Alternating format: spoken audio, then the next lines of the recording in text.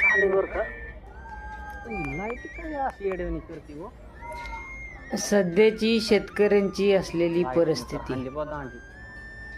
ही अशी बिकट आहे. पाण्याला हे अवघड बाबा शेती करायची. अरे पाप्या मी बी लाईट गेल्यामुळे आलो. 5 वाजता काय लाईट येणार नाही आता.